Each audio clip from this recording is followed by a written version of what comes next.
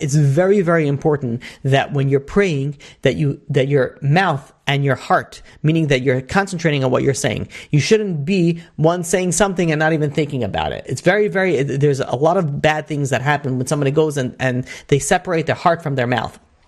And that's not only for prayer, but also the way that people speak.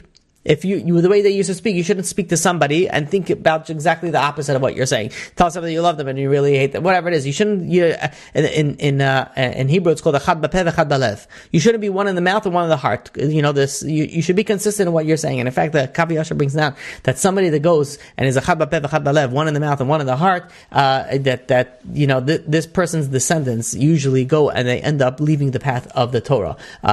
So it's something that you should be very, very careful. And make sure that when you pray, when you're speaking, you go and you say what you mean and you mean what you say.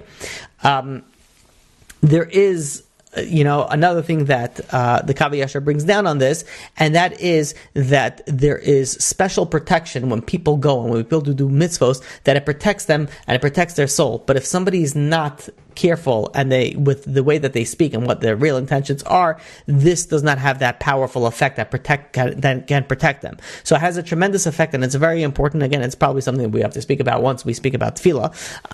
But it's very, very important that everyone knows that when you're davening, you are concentrating what you're davening, you're saying the words that you're davening. When you're speaking to people, you mean what you say. If no, better to be silent.